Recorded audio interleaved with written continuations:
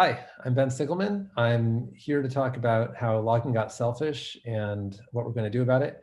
Just as a bit of background on myself, I'm the CEO and one of the co-founders at Lightstep, which is an observability company. I was one of the co-creators of the Open Tracing project, which is part of CNCF, and also of the Open Telemetry project, which is also part of CNCF. And in a past life, I worked on big observability stuff at Google. So I built out the Dapper and Monarch projects, which are their tracing and metrics projects, respectively, and have spent a lot of time working in and around telemetry and observability, including logging, and have a bunch of opinions about that. So let's get to it. We don't have a ton of time. So to set context before we talk about logging per se, I actually want to talk about logging in microservices and how microservices scale. So the question is, how do microservices scale? There's really two ways anything can scale. Things can scale out and wide, so scale horizontally, or they can scale what I'll call scaling deep in multiple layers. For microservices to scale wide, architectures would look something like this, where you'd have one service that is communicating with many services below it that fan out horizontally. When we started Lightstep, which is most of our customers are well on their way to adopting microservices, I thought we would see a lot of this sort of stuff. At Google, we saw things that were much deeper, but I thought that maybe was an anomaly. And at Google, things looked a little bit more like this, where the services were lined up one after another. When we started doing tracing at Google, we saw that the distance between the top of the stack and the bottom of the stack for like a cache miss and web search or something like that was often 20 or more layers of services that you had to go all the way down before you got to the bottom. And I wasn't sure whether the wider industry adoption of microservices would look like one or the other. Interestingly, we now have data on this. So looking at current customers, we can just study this problem, and we did. And these are intentionally blurred for confidentiality reasons, but these are diagrams of this top left is about 50 services, or sorry, about 25 services. This is about 50 services. This is part of a diagram for 100 services, and this is part of a diagram for 2,000 services. And what was interesting is that literally without exception, as organizations have adopted microservices, at least from the standpoint that we're able to see from Lightstep anyway, and from talking with people in industry, it seems like universally these services are being stacked pretty deep, actually, which has a lot of interesting implications. And the first one I would really highlight just intuitively. So yeah, microservices at scale don't scale wide, they scale deep. So what does this mean? Well, what does it mean to actually be responsible for a portion of one of these systems? I would now pivot to the definition of stress. The most terse definition that I know is responsibility without control. So if you imagine that you are someone who owns or is responsible for the operation of a service at the top of the stack. So if you're responsible for this service here, kind of by definition, the whole point of microservices was to allow individual teams to independently manage and operate services. So that's great if you're operating this, but it means you don't independently manage the things that are below you. And yet you are responsible for them. And that's what's so tricky about these deep systems. Pretty much no matter where you are in the stack, you either have a lot of stuff below you, or in some cases, a lot of stuff above you that you don't control. And yet, if something below you is having a bad day and creates a bunch of errors or is producing a bunch of latency, you inherit that problem. And I think this has a lot to do with why there has been so much focus on things like observability in the last couple of years, because as people adopt these architectures, what they are able to control is very small compared to what they're responsible for. And that has a lot of issues. It sounds something like this. You have people who can't agree on the state of reality. You'll have teams arguing about what is actually literally happening in terms of facts in production, where both dashboards say things are okay, but you can acknowledge that someone must be wrong. It means that you have logging statements that you can't contextualize, which we're going to talk more about in a minute, where if you're looking at someone else's data, especially data at very fine granularity, it's difficult to interpret that because you've lost the context. It's not your service and you don't understand it. It has to do with multi-tenant systems like Kafka. I'm not trying to pick on Kafka here, but any multi-tenant system can catch on fire because a single tenant does the wrong thing, and then that affects everyone who depends on it. It can often take the form of literally not knowing that you depend on certain regions of the world, certain services, certain databases, until of course those things go awry. This problem has, basically produced the little subfield of chaos engineering on its own, which is really just a way of discovering and auditing your own dependencies in an intentional and proactive way. But these are all things that happen when you have these deeply layered systems. And I say all that just as introductory material to get into this talk about logging. So I'm really talking about logging becoming quote unquote selfish and how that's a problem within microservice architectures and thus within these deep systems. And that's really what I want to focus on. So here's a sketch I drew. As you can see, my handwriting is poor, but I thought it would be more fun to look at these than the normal kind of slideware. So here you have a service diagram, obviously artificial, but I'd say realistic. And let's say that you have a bunch of logs coming out of this service X, which is sitting in the middle of the stack, depends on the database and some other service, whatever. So great. You've got logs. Now, what are the logs about? Logs can, I would say, broadly take two forms. You can have logs that are about the process's lifetime, like the process started, the process stopped, that sort of stuff, which are the minority of the logs by population and by data size. Or you can have transactional logs, of which there are many.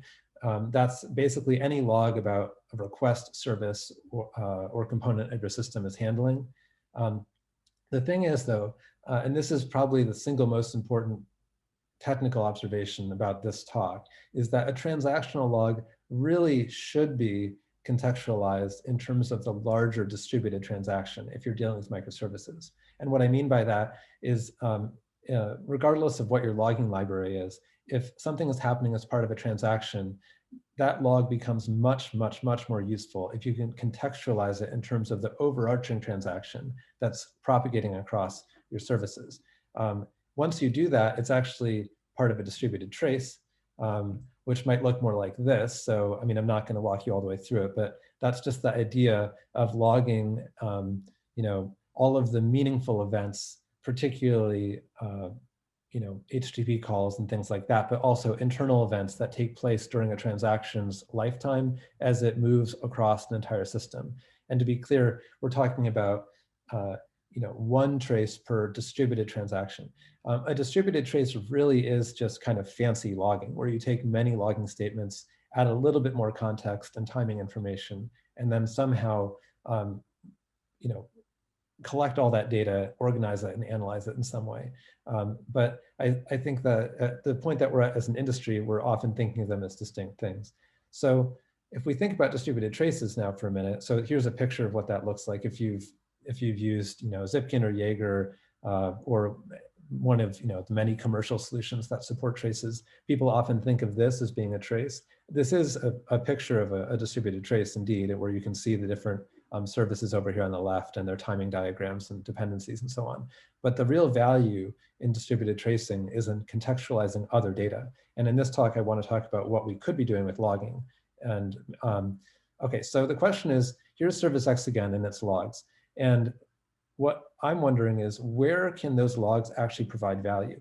If we're using conventional log search and aggregation, those logs are typically used to provide value to the owner of service X, who is probably the only person who's capable of understanding them and what they actually mean. And that is value for sure. But I wonder if it's possible for those logs to provide value to other services in a more intuitive way. So I would call this logging selfish logging. I don't mean that the people are selfish, but just that the logging technology itself is somewhat selfish, and that it's really only going to provide value to this one service and the service that generated them. Other services, per what I was saying earlier, aren't going to have enough context to be able to understand what these logging statements mean in service of some particular investigation.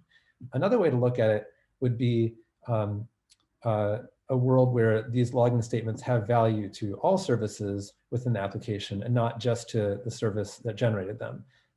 That's what I think is possible if we do something that's more trace oriented.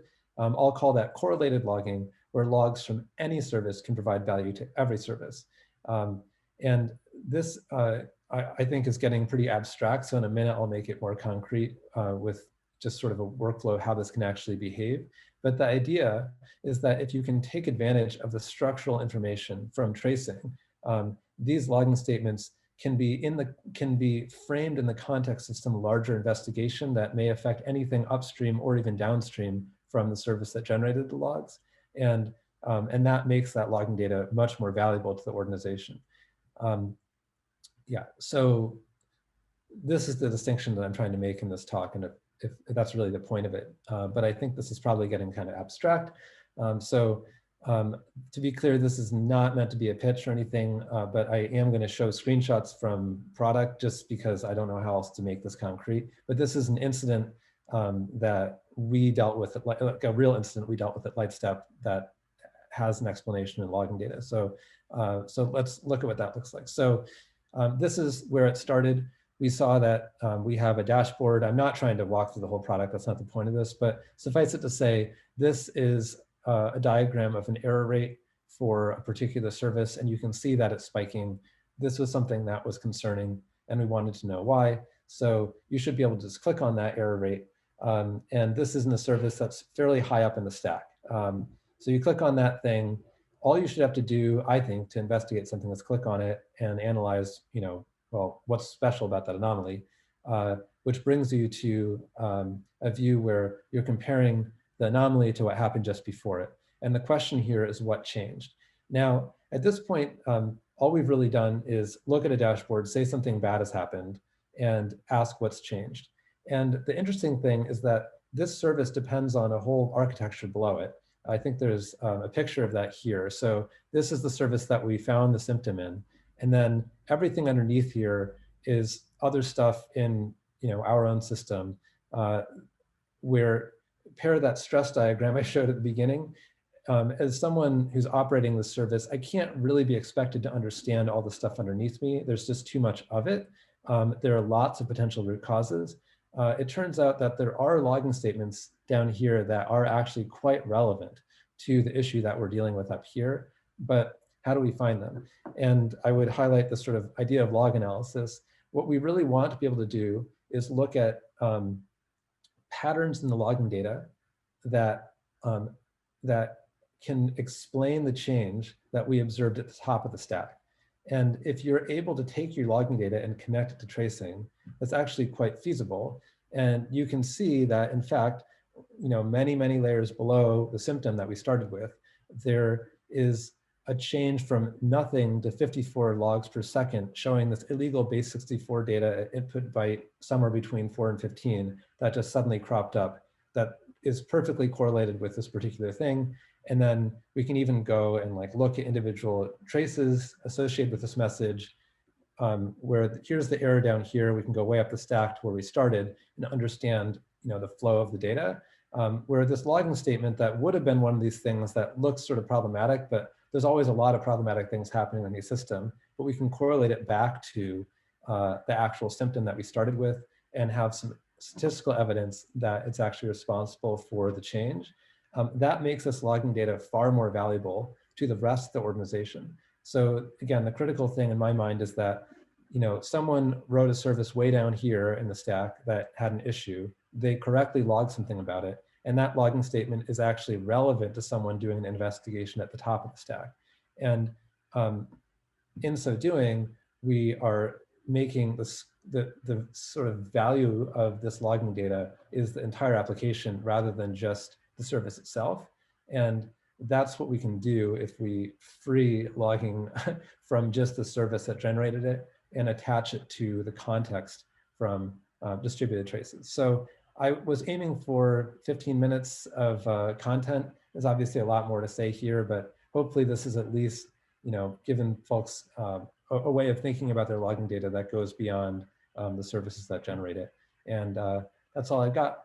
Looking forward to taking questions at the break.